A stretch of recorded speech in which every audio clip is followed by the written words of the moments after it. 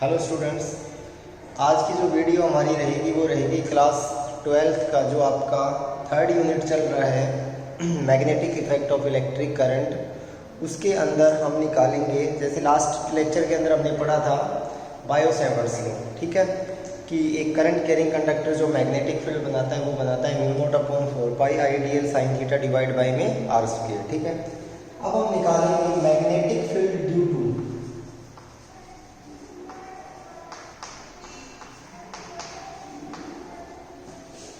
magnetic field due to a finite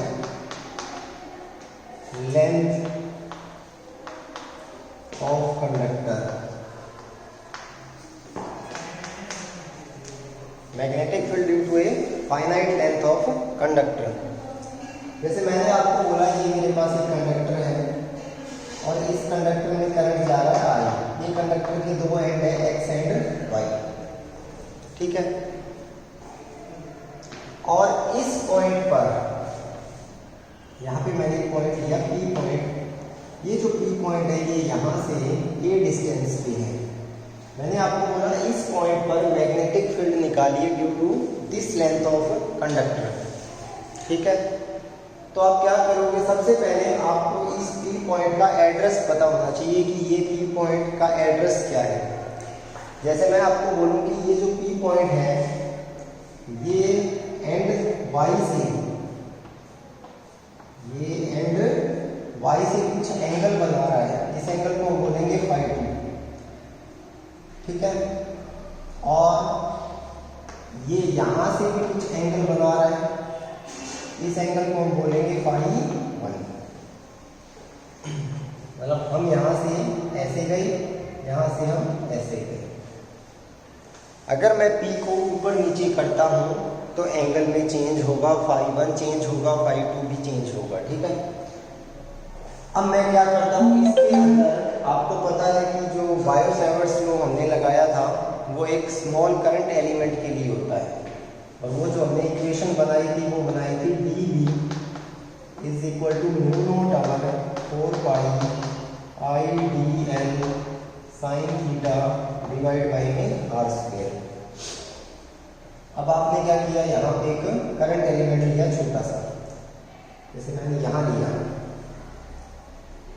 ये आपका एक करंट एलिमेंट है, ठीक है। इस करंट एलिमेंट की जो लेंथ है वो मान लो आप dl।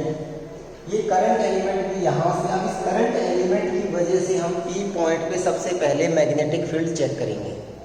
तो अगर आप इस करंट एलिमेंट की वजह से, अच्छा ये करंट एलिमेंट की यहाँ से जो लेंथ है वो मान लो L, इसके सेंटर तक, और ये यहाँ से कुछ एंगल बना रहा है, इस एंगल को आप मान लो थीटा, और ये जो एंगल बन रहा है इस एंगल को आप मान लो फाई।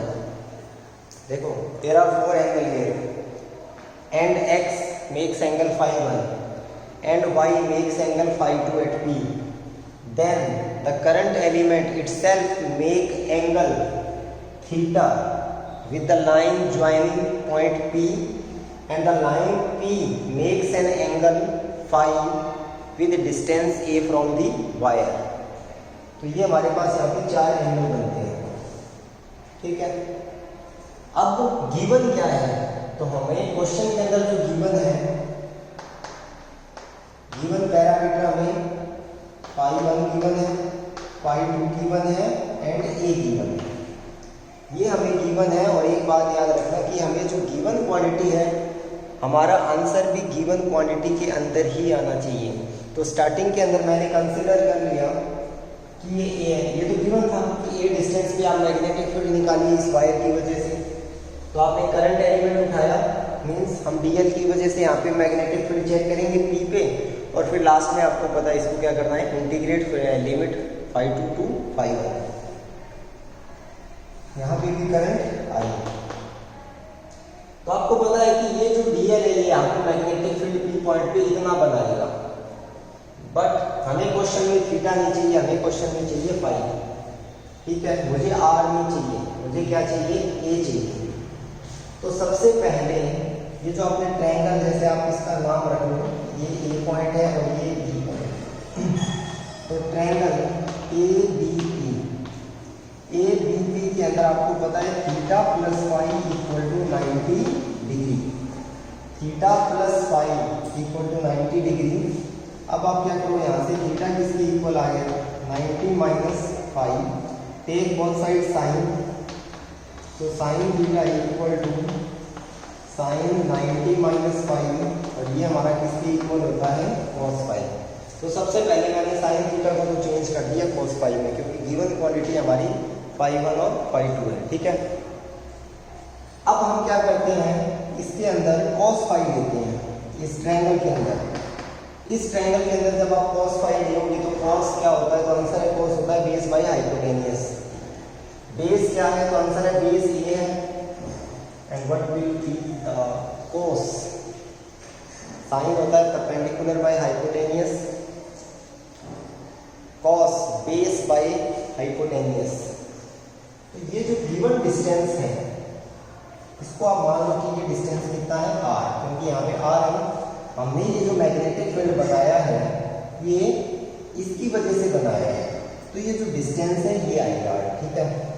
तो cos फाई होता है base upon hypotenuse, base a है, हाइपोटेनियस क्या है, r। तो इस r को मैं लिख सकता हूँ a divide by cos phi, then मैं इसको लिख सकता हूँ secant phi. Now this is the equation number 1, this is the equation number 2, this is the equation number 3। तो r को मैंने चेंज कर दिया किसके अंदर, a में और फाई में, because r is not given, r हमने एज्यूम किया है गिवन हमारा a और फाई है, ठीक है। अब इसी ट्रायंगल के अंदर एक बार मैं tan फाई और ले लेता हूँ, क्योंकि हमें dl चाहिए। तो tan फाई होता है परपेंडिकुलर बाई बेस,